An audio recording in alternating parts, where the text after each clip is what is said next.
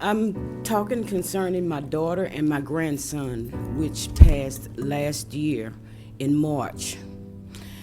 Her name was Jessica Dewan Collins-Ruffin. His name was Jayce Lawrence Michael Ruffin. She has an 11-year-old she left behind. She had an 11-year-old that had the same problems with the 11-year-old, but those doctors were on it. Those nurses were caring. March 2nd, Jessica arrived at the emergency room. She went to the doctor first. The doctor refused to see her because her insurance had lapsed that day.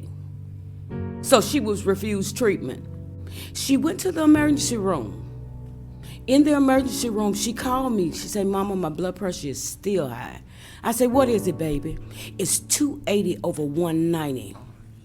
You know what the emergency room did for my daughter? They sat her in the emergency room. When they sat her in the emergency room, 20 minutes later, she went into a seizure and had a stroke. God put it in plan where she could tell us everything that happened in that emergency room. Because she was obese, she told us that she was thrown around like nothing. She was tossed. Never mind that she had a baby in her. She was tossed around.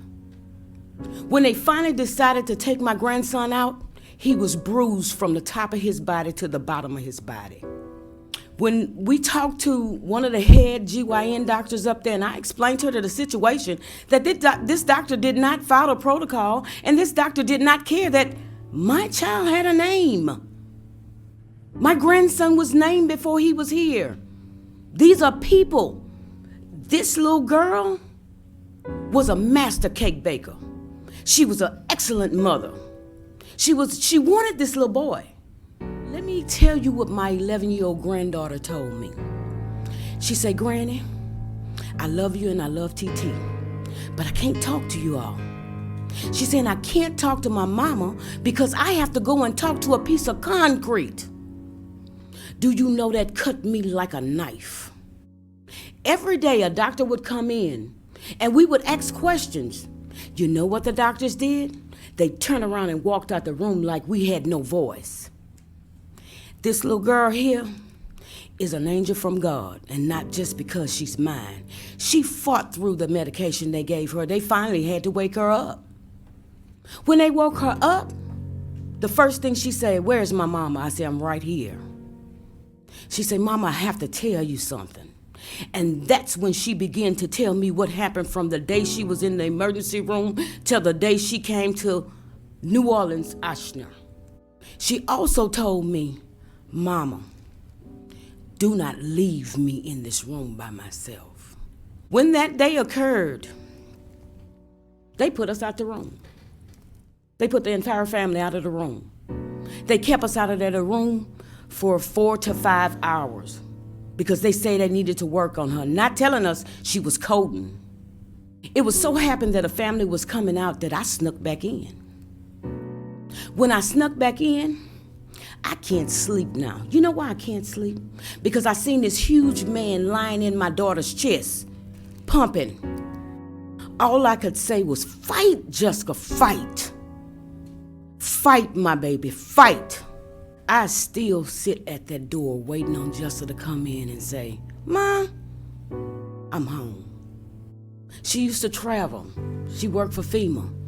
When I say anything that hit through storms throughout this country, FEMA would call her. She was on the first line out.